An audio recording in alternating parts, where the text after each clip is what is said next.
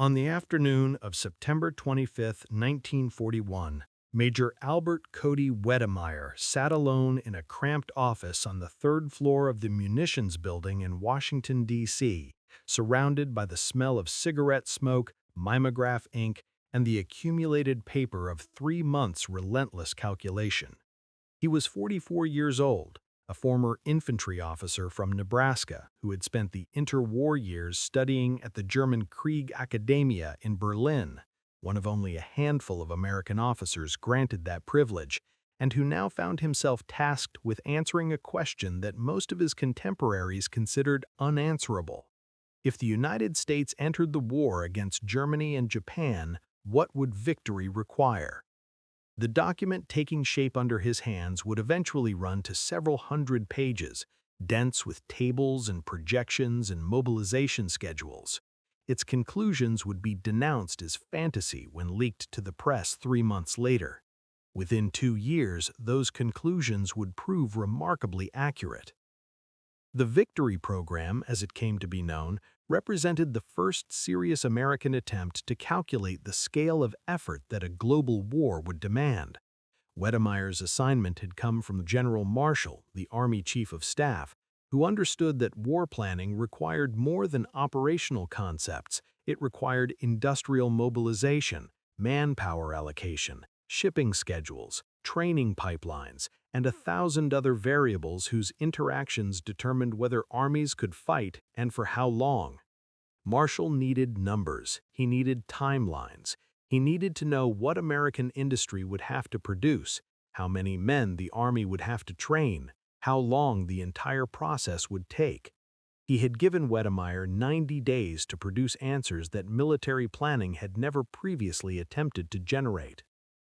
The calculations that emerged from Wedemeyer's office contradicted nearly every assumption that American political leaders and the general public held about modern warfare. The prevailing belief in 1941 was that wars could no longer last long, that industrial economies were too fragile, that modern weapons were too destructive, that populations would not tolerate extended conflict in an age of mass politics and instant communication. The German conquests of 1939 and 1940 seemed to confirm this assumption. Poland had fallen in 4 weeks. France had collapsed in 6. The Blitzkrieg appeared to have rendered prolonged warfare obsolete, replacing the grinding attrition of 1914-1918 with decisive campaigns that achieved strategic objectives before defensive mobilization could respond. Wedemeyer's analysis produced different conclusions. His study of German military doctrine during his Berlin years taught him that Blitzkrieg was not a strategy, but a set of operational techniques that worked against opponents caught unprepared, but that could not overcome enemies with the industrial depth and geographic space to absorb initial defeats and continue fighting. The Soviet Union, despite catastrophic losses in the summer of 1941, had not collapsed. Britain, despite the fall of France and the bombing of its cities, had not surrendered. The war that was supposed to be quick was already in its 3rd year, and Wedemeyer saw no mechanism by which it would end soon. His calculations projected American mobilization requirements that exceeded anything in the nation's history. The Army would need to grow from its 1941 strength of approximately 1.4 million to over 8 million men. The production of aircraft, tanks, ships, and ammunition would need to reach levels that peacetime industry could not contemplate. The training and deployment of these forces would require years, not months, but years of sustained effort before they could be employed effectively against enemies who were themselves continuing to mobilize.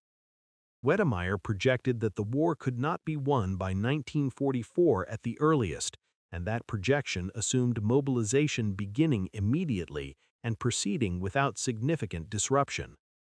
The document he was completing that September afternoon contained a truth that American political culture was not prepared to accept. The coming war would be long because the conditions that ended wars quickly did not exist. Neither Germany nor Japan would collapse from initial defeats. Neither would accept negotiated settlements that preserved their enemies' capacity to threaten them later. The industrial bases of all major belligerents were too dispersed, too resilient, too capable of sustaining war production despite bombing and blockade.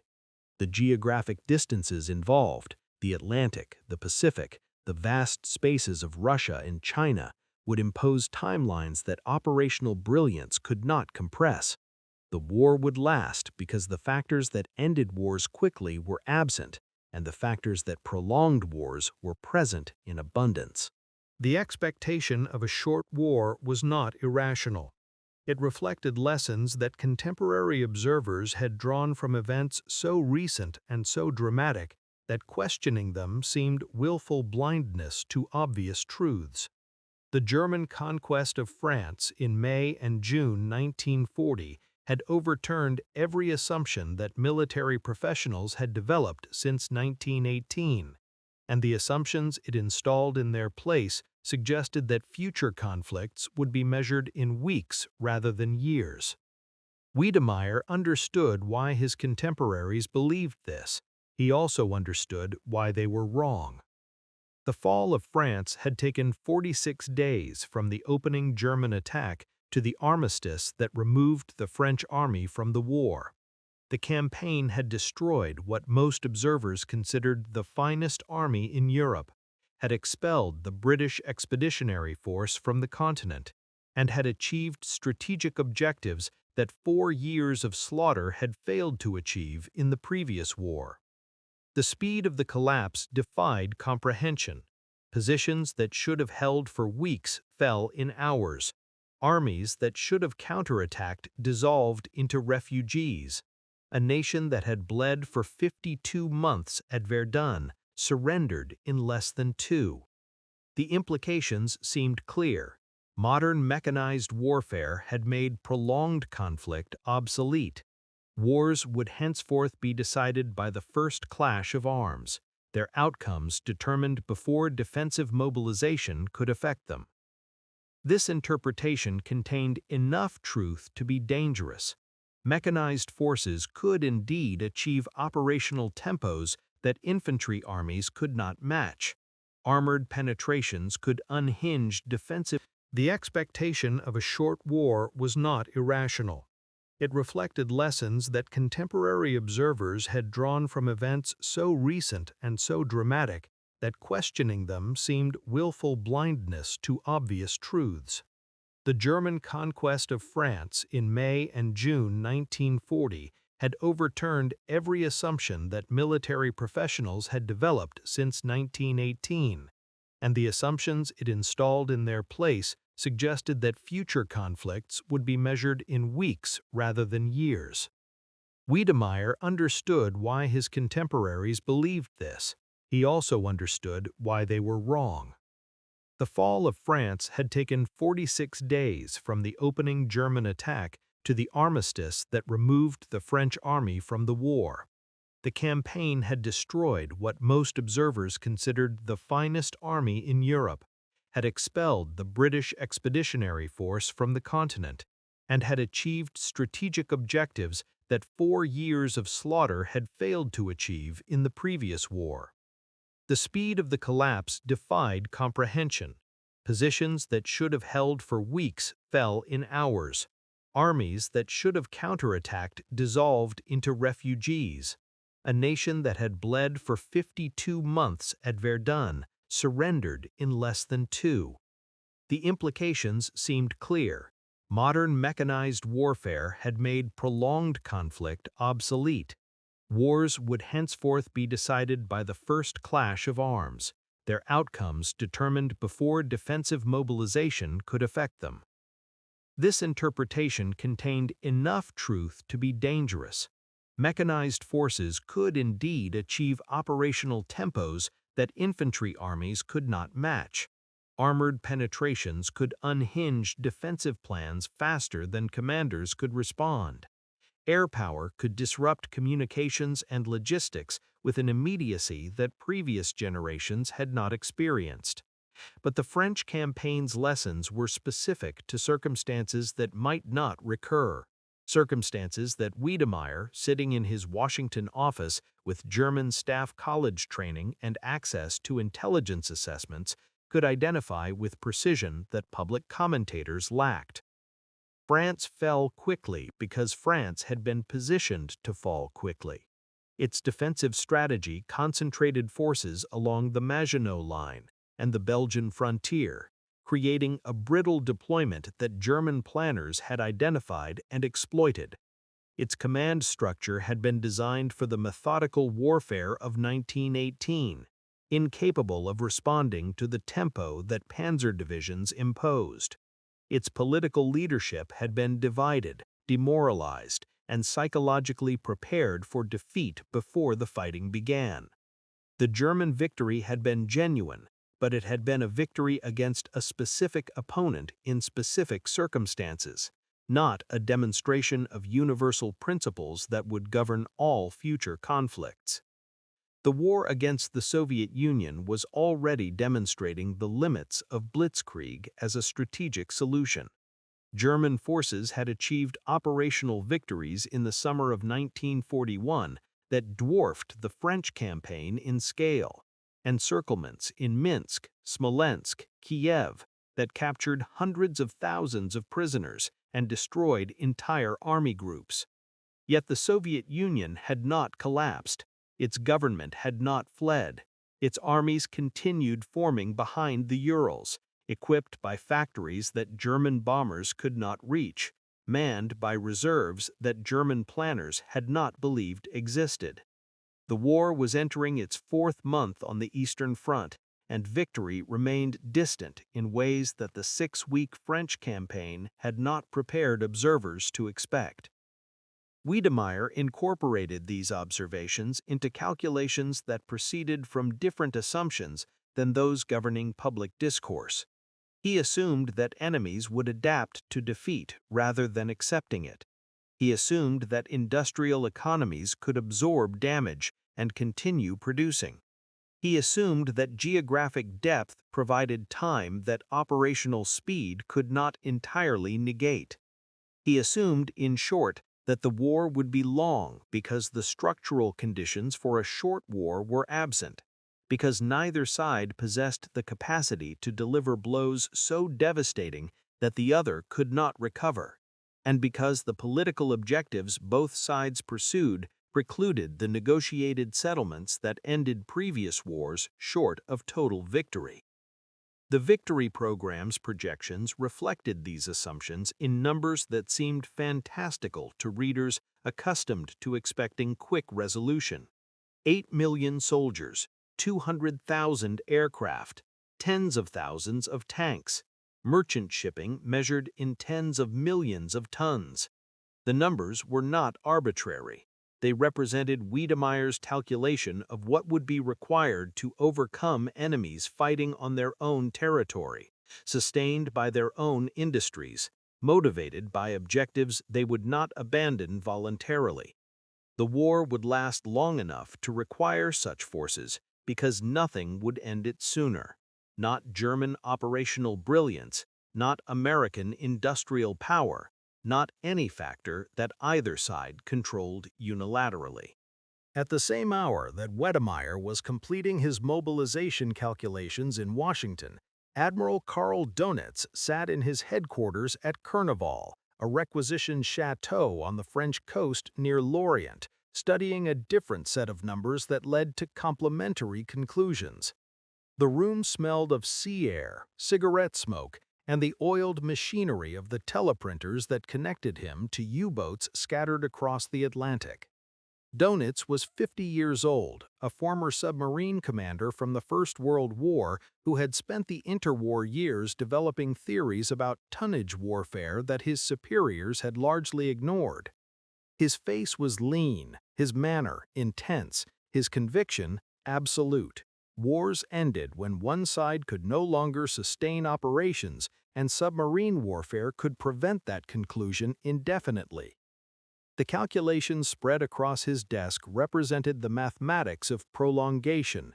British survival depended on imports, food, fuel, raw materials, munitions, arriving by ship across an Atlantic that German submarines could contest. The British merchant fleet in 1941 numbered approximately 21 million gross tons. British imports required roughly 30 million tons of shipping when operational factors like repair time, loading delays, and convoy routing were considered.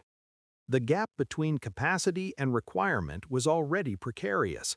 If submarines could sink ships faster than British and American yards could build replacements, the gap would widen until Britain's war economy collapsed, not through invasion or bombing, but through the slow strangulation of supply lines that no amount of military heroism could keep open. Dönitz had calculated the sinking rate required to achieve this strangulation, approximately 700,000 tons per month sustained over time.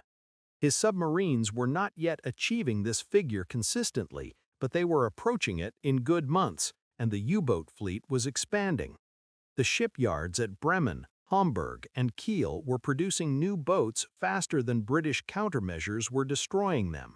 The mathematics favored Germany, or seemed to, and Dönitz pressed this analysis on every superior who would listen. The war would be decided in the Atlantic, and the Atlantic would be decided by numbers that had nothing to do with courage or tactics. Tons sunk versus tons built, submarines launched versus submarines destroyed. The industrial arithmetic of attrition. What Dönitz understood, and what his calculations revealed to anyone who studied them carefully, was that interdiction warfare extended conflicts rather than concluding them. Submarine campaigns could not deliver victory in the sense that armored offensives could. They could not capture territory or destroy enemy armies or impose political settlements through the occupation of capitals. What they could do was prevent the enemy from achieving victory, could deny the resources necessary for offensive operations, could bleed industrial capacity through replacement demands, could impose costs so persistent that strategic exhaustion eventually forced negotiation. The U-boat campaign was inherently a war of prolongation, a strategy that accepted extended conflict as the price of eventual success. The implications for the war's duration were profound. If Germany could not defeat Britain through direct assault, and the cancellation of Operation Sea Lion had demonstrated that it could not, then Germany's strategic options narrowed to attrition, submarine warfare, bombing campaigns, the hope that accumulated pressure would eventually break British will to continue fighting. None of these approaches promised quick resolution. All of them assumed that the war would last years, not months, that victory would emerge from exhaustion rather than decisive battle, that the conflict would continue until one side's capacity to sustain operations fell below the threshold required to maintain resistance. Dönitz's tonnage calculations thus confirmed, from the German perspective, what Wedemeyer's mobilization projections confirmed from the American. The war would be long because neither side possessed the means to end it quickly. The Germans could not invade Britain. The British could not invade Europe without American assistance that would require years to assemble. The Soviets were absorbing German offensives without collapsing, trading space for time across distances that made decisive victory impossible before winter halted operations. Every major belligerent possessed enough strategic depth, geographic, industrial, demographic, to continue fighting after defeats that would have ended previous wars. The mechanisms of quick conclusion had been exhausted. What remained was the grinding arithmetic of production and attrition that Dönitz tracked in his tonnage reports and Wedemeyer projected in his mobilization schedules. The chateau at Carnival hummed with activity as situation reports arrived from boats at sea, each report a data point in calculations whose cumulative meaning Dönitz grasped better than almost anyone. He was fighting a war whose nature condemned it to duration, employing weapons whose effectiveness required time to accumulate, pursuing objectives whose achievement would come slowly or not at all. The war would last because wars of attrition lasted, because neither side could knock out the other, because industrial age created military capacities too vast for quick decision. The industrial dimension of the war's prolongation became visible in production statistics that accumulated through 1942 and 1943 with a relentlessness that Wedemeyer's pre-war calculations had predicted and that German planners considered impossible. The Victory program had established his reputation as a strategic planner whose projections deserved serious attention, and Marshall assigned him responsibilities commensurate with that reputation. He observed American mobilization not as an abstraction, but as a process whose components he understood intimately: the training camps filling with recruits, the factories converting from civilian production, the shipping schedules that determined when forces could deploy and in what strength. The war he had predicted was unfolding according to timelines his calculations had anticipated, and the production that would eventually end it was accumulating at rates that confirmed his methodology. The German response to Allied production illustrated why industrial capacity extended rather than shortened conflicts. German factories increased their output dramatically under Albert Speer's direction after 1942, achieving production levels that defied the effects of strategic bombing and the progressive loss of occupied territories. German aircraft production peaked in 1944, the year of heaviest Allied bombing, as dispersal and rationalization offset the destruction that bombers inflicted.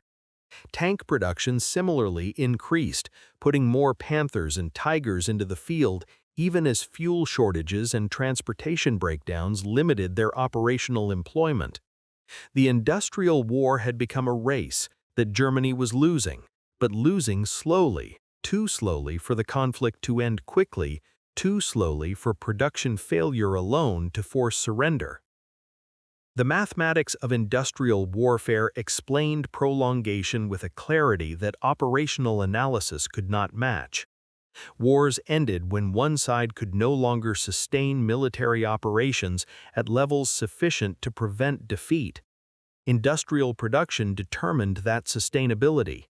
As long as factories produced weapons, as long as training systems produced soldiers, as long as logistics networks delivered supplies to combat units, the war continued regardless of territorial losses or tactical defeats.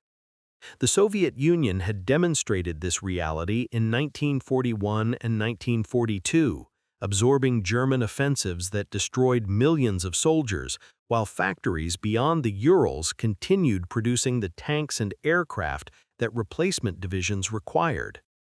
Germany was demonstrating it in 1943 and 1944, suffering bombing and blockade while production actually increased through efficiency measures that peacetime industry had not required. Dönitz observed the industrial dimension from his submarine headquarters with mounting frustration. The tonnage calculations that promised victory were being negated by production rates he had not anticipated. American shipyards were building merchant vessels faster than his boats could sink them. American factories were producing escort vessels and aircraft that made submarine operations increasingly costly.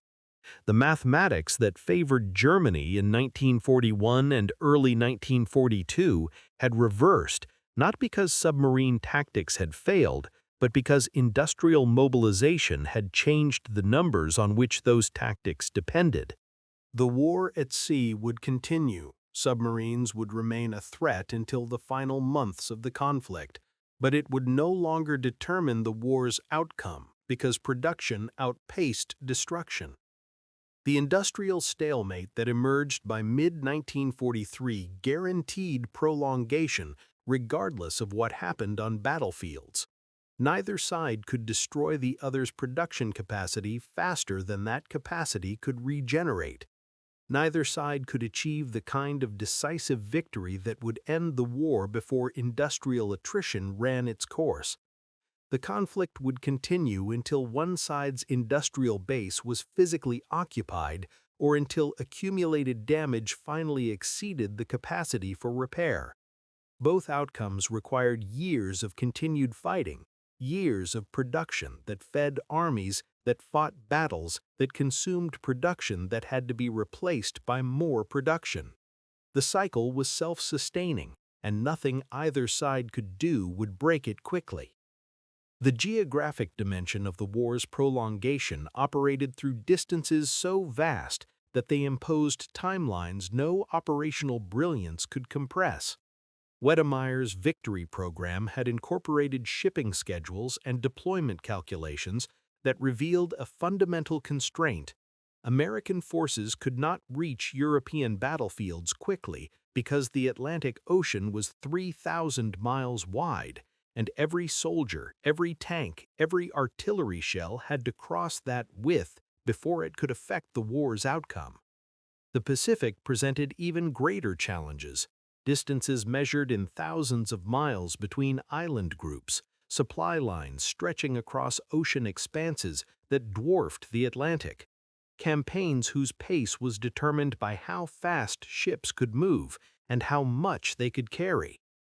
Dönitz understood the geographic factor from the perspective of the defender seeking to exploit it. His U-boats operated across an Atlantic theater that encompassed millions of square miles, a space so immense that convoy routes could be varied almost infinitely, that patrol lines could never cover all approaches, that the mathematics of search and detection favored neither hunter nor hunted decisively. A submarine that found a convoy could summon others through radio contact, concentrating force against targets that had been dispersed across the ocean's expanse. But finding convoys required luck as much as skill, and the Atlantic's vastness meant that many patrols returned without sighting targets, that boats spent weeks at sea between engagements, that the campaign's tempo was constrained by distances that no technology could eliminate. The Pacific War illustrated geographic prolongation with particular clarity. The Japanese Empire at its maximum extent stretched from the Aleutian Islands to the borders of India, from Manchuria to the Solomon Islands, a defensive perimeter so vast that attacking it at any single point left countless other points unaffected. American strategists faced choices that geography imposed: which island chains to assault, which to bypass, which approaches offered the shortest paths to objectives whose distance from American bases was measured in thousands of miles regardless of route selected. The campaigns that resulted, Guadalcanal, Tarawa, the Marianas, the Philippines, Iwo Jima, Okinawa, consumed years not because American forces lacked the strength to prevail in individual battles, but because the battles had to be fought sequentially across spaces that required months to traverse. Wedemeyer's planning documents had anticipated these constraints with precision that operational commanders would confirm through experience. The buildup for Operation Overlord, the cross-channel invasion that would return Allied forces to continental Europe, required 2 years of accumulation after American entry into the war. Not 2 years of preparation in the sense of training and planning, though those activities proceeded simultaneously, but 2 years of physical movement, ships crossing the Atlantic with soldiers and equipment, supplies accumulating in British depots, the material mass necessary for invasion assembled across distances that imposed irreducible time requirements. The invasion could not occur in 1942 because the forces were not present. It could not occur in 1943 because accumulation remained incomplete. It occurred in June 1944 because that is when geography permitted it to occur, when enough men and materiel had crossed enough ocean to make the operation feasible. The Eastern Front presented geographic challenges of different character but equivalent effect. The Soviet Union's depth had absorbed German offensives in 1941 and 1942, trading territory for time across spaces so vast that advancing armies outran their supply lines before reaching objectives that would have forced Soviet capitulation. Moscow was 900 kilometers from the pre-war border. The Ural industrial region was 2,000 kilometers. The distances that German planners had expected to cover in weeks required months, and months extended into seasons that imposed constraints more absolute than any Soviet defense. The winter of 1941–1942 halted German advances not because the Wehrmacht had been defeated, but because vehicles could not move, and men could not survive in conditions that geography and climate imposed regardless of military capability. Dönitz tracked the geographic factor through operational reports that documented how space translated into time. A U-boat departing Lorient for patrol in the western Atlantic required approximately 2 weeks to reach its operational area, spent perhaps 3 weeks on station before fuel and provisions required return, then needed another 2 weeks to transit home. The cycle imposed a rhythm that no tactical innovation could accelerate. Boats spent more time in transit than in combat, their effectiveness constrained by distances that determined how many vessels could be maintained in operational areas at any given moment. Building more submarines could increase coverage, but each additional boat faced the same geographic constraints, the same irreducible transit times, the same vast spaces that diluted concentration regardless of numbers deployed. The war lasted long because the world was large, and the theaters across which it was fought were larger still. Forces that could have decided local conflicts in weeks required years to concentrate across oceanic distances. Campaigns that might have proceeded rapidly in confined spaces stretched across months when each advance required supplies carried thousands of miles from production sources. Geography imposed duration as a structural constraint that neither side could escape, that no weapon could overcome, that persisted regardless of tactical success or industrial output. The war would continue until forces crossed the distances necessary to occupy enemy homelands, and crossing those distances took time that nothing could compress. The political dimension of the war's prolongation crystallized on January 24, 1943, when President Franklin Roosevelt announced at the Casablanca Conference that the Allied powers would accept nothing less than the unconditional surrender of Germany, Italy, and Japan. Wedemeyer learned of the announcement through channels that brought policy decisions to the planners responsible for implementing them, and he understood immediately what unconditional surrender meant for the calculations he had been refining since 1941. The war would last until enemy governments ceased to exist as functioning entities, until enemy armed forces were physically incapable of continued resistance, until occupation made further fighting impossible. No negotiated settlement would end it early. No compromise would shorten the timeline. The political objective guaranteed maximum duration. The decision reflected calculations that extended beyond military considerations into realms that Wedemeyer's victory program had not addressed. Roosevelt and Churchill remembered 1918, when Germany had accepted an armistice while its armies remained intact on foreign soil, when the failure to occupy German territory had permitted the myth that the army had been stabbed in the back by civil politicians, when the incomplete conclusion of the First World War had created conditions for the Second. Unconditional surrender was designed to prevent recurrence, to ensure that defeated nations understood their defeat absolutely, that no ambiguity permitted future revisionism, that the peace following this war would rest on foundations more solid than the peace that had followed the last.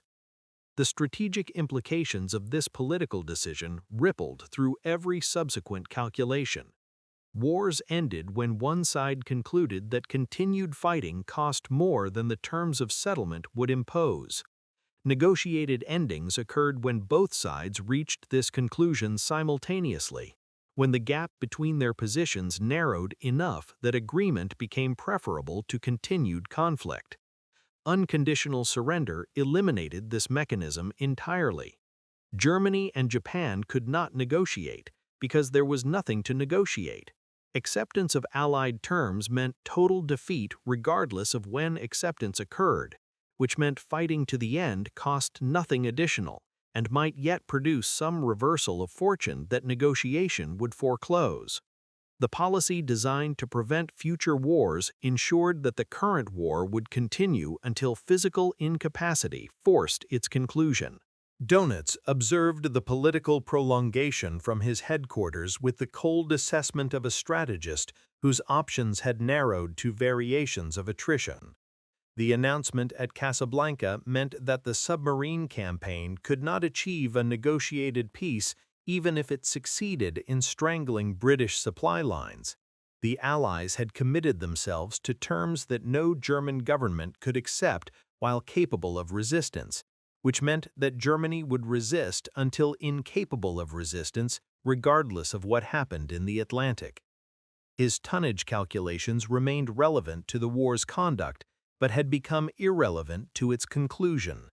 The U-boats could impose costs, could delay Allied operations, could consume resources that might otherwise have been employed offensively, but they could not end the war, because the war's end required conditions that submarine warfare could not create. The unconditional surrender policy intersected with the industrial and geographic factors to guarantee prolongation through reinforcing mechanisms.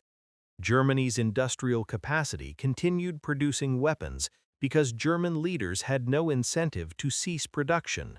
Surrender meant the same outcome whether it occurred in 1943 or 1945, so continued resistance cost nothing that surrender would have preserved. Japan's geographic dispersal across the Pacific meant that unconditional surrender required physical occupation of the home islands, not merely the defeat of outlying garrisons. The policy demanded a conclusion that geography made inherently time-consuming. Each factor compounded the others, creating a war whose duration emerged from structural conditions rather than operational decisions. Wedemeyer incorporated the political reality into planning documents that projected campaigns extending through 1945 and potentially into 1946. The defeat of Germany, which the victory program had estimated for 1944, now required not merely military victory, but occupation and administration of enemy territory, the destruction of governing institutions, the physical incapacitation of armed forces that would otherwise continue fighting.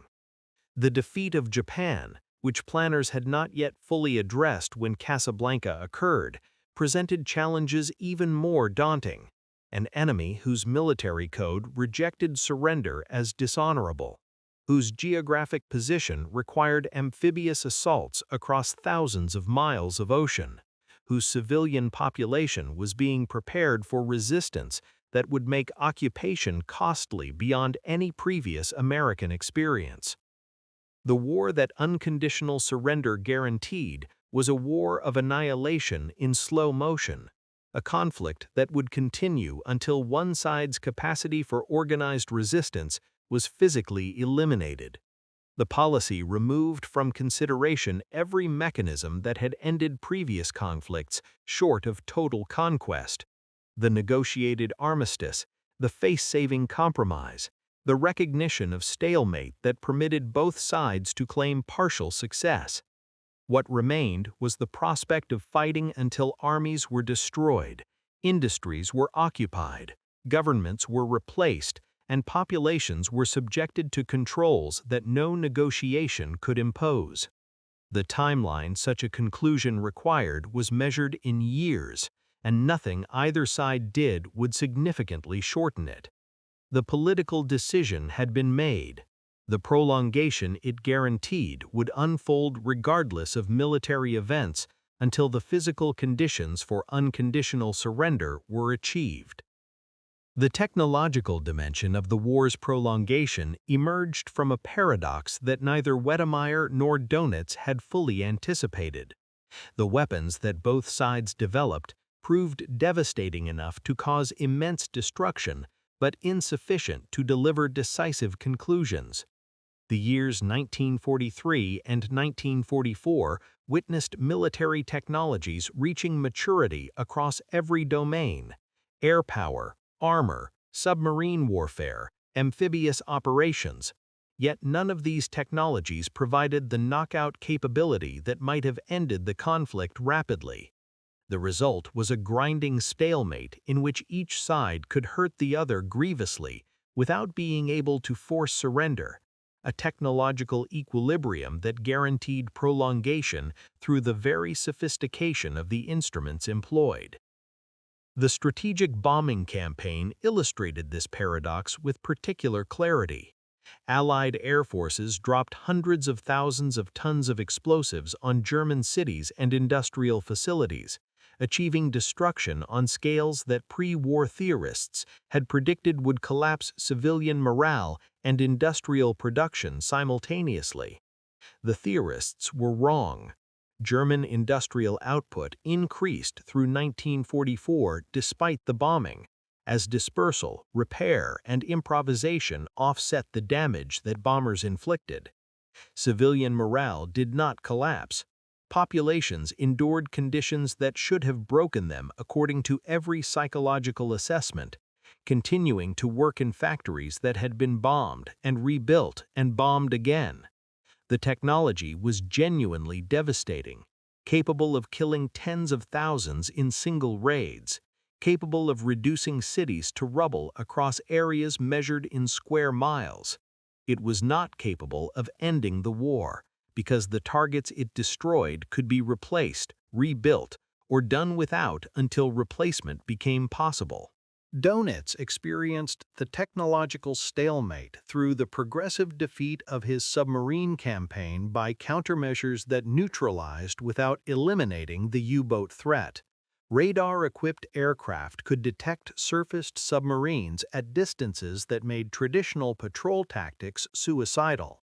High-frequency direction-finding equipment could locate boats by their radio transmissions, vectoring escorts to positions that commanders believed were secret.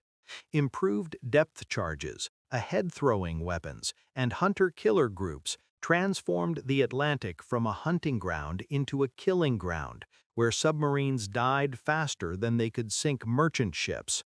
By mid-1943, the tonnage mathematics had reversed completely. Allied construction exceeded losses, submarine casualties exceeded replacements, and the campaign that had promised to strangle Britain was itself being strangled. Yet the submarines remained in the war, continued sailing, continued dying, continued imposing costs that Allied planners could not ignore. Dönitz developed new technologies, the Schnorkel breathing apparatus that allowed submerged running, the Type 21 boat with revolutionary underwater performance that promised to restore the offensive capability that Allied countermeasures had neutralized. The promises remained largely unfulfilled as production delays and training requirements prevented the new boats from entering service in decisive numbers before the war's end. The technological race continued without resolution, each innovation met by counter-innovation, each advance offset by adaptation, the equilibrium maintained through escalation that produced destruction without decision. Wedemeyer observed the same pattern across multiple theaters as technologies that should have proven decisive instead produced prolongation through mutual cancellation. German tanks grew heavier and more powerful. The Tiger and Panther outclassed every Allied vehicle they faced in individual engagements, but Allied production overwhelmed qualitative advantages with quantitative mass. American fighters eventually achieved superiority over Japanese aircraft, but the Japanese responded with kamikaze tactics that transformed technological disadvantage into psychological warfare of unprecedented intensity. Soviet artillery concentrations reached densities that pulverized German defensive positions, but German defenders improvised countermeasures that imposed casualties far exceeding what breakthrough should have cost. The technologies evolved continuously, grew more destructive with each iteration, and failed to produce the decisive outcomes that theorists had predicted. The absence of war-ending weapons created a conflict whose conclusion required exhaustion rather than defeat in the traditional military sense. Germany would not surrender because a battle was lost or a city was taken. It would surrender when no battles could be fought and no cities could be defended. Japan would not capitulate because its navy was destroyed or its air force was depleted. It would require something beyond conventional military pressure, something that the technologies of 1943 and 1944 could not provide.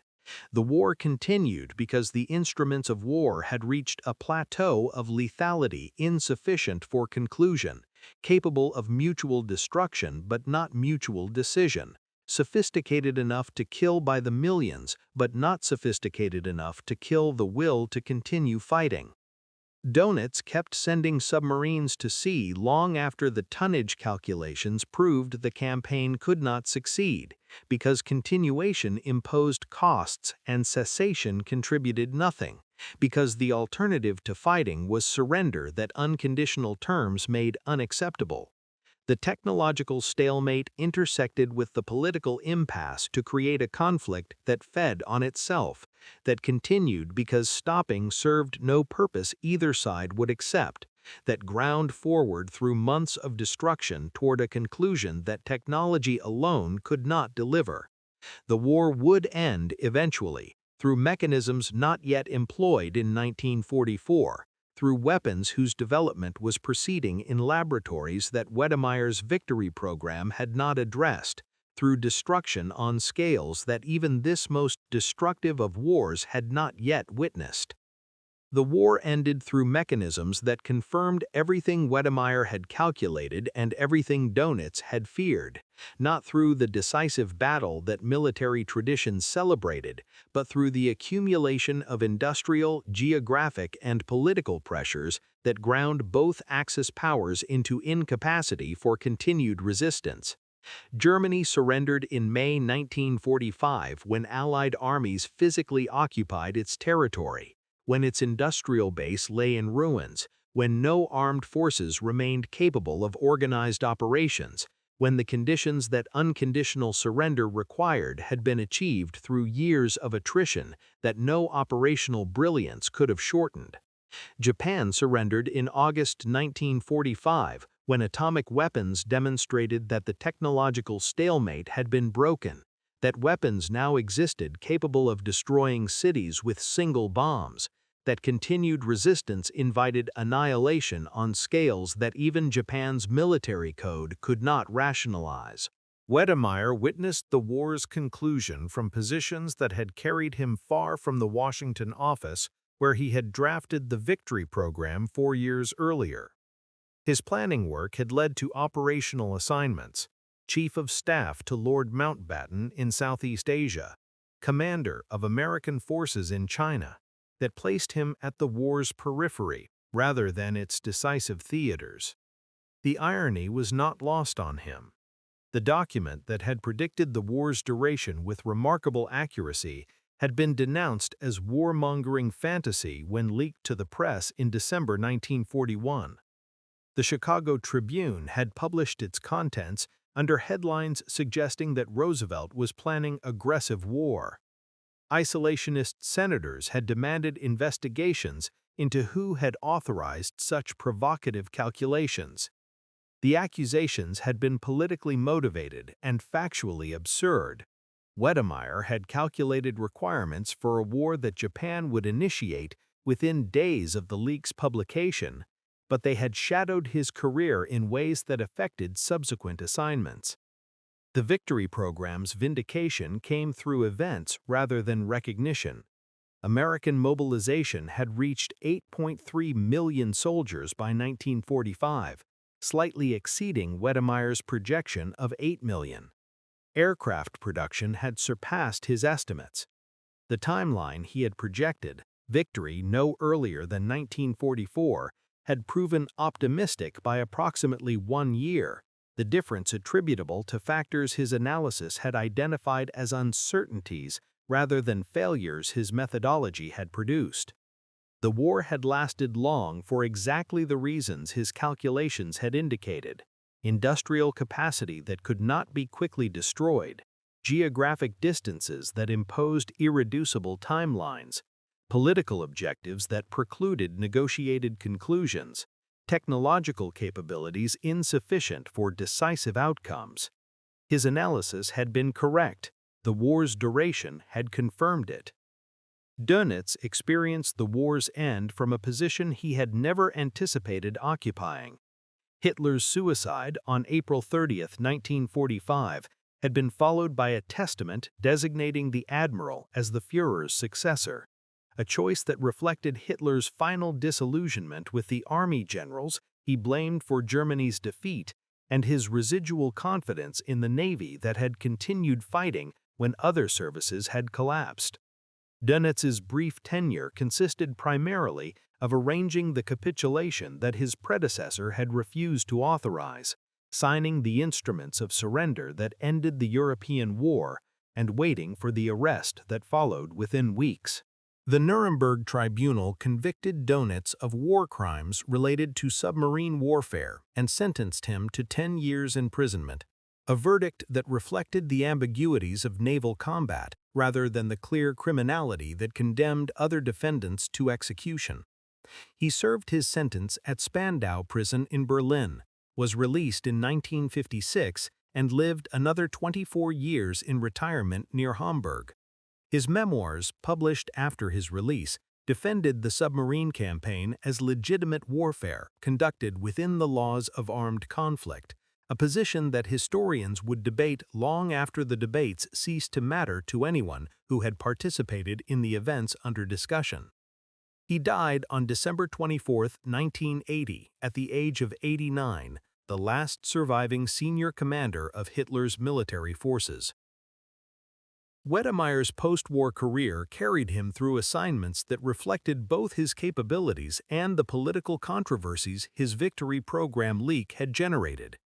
He served in China during the civil war that followed Japan's defeat, developed assessments of communist strength that proved as accurate as his wartime calculations and equally unwelcome to political leaders who preferred different conclusions. His retirement from active service in 1951 was followed by decades of writing and speaking that articulated strategic perspectives shaped by the planning experience that had defined his contribution to the war. He died on December 17, 1989, at the age of 92 in Fort Belvoir, Virginia, his victory program preserved in archives that historians consulted when analyzing the war's duration. The question of why World War II lasted so long admits answers that both men would have recognized from their different vantage points. The war lasted because industrial economies could sustain military operations across years of destruction that should have exhausted them. It lasted because geographic distances imposed timelines that operational tempo could not compress. It lasted because political objectives precluded the negotiated settlements that ended most conflicts short of total conquest.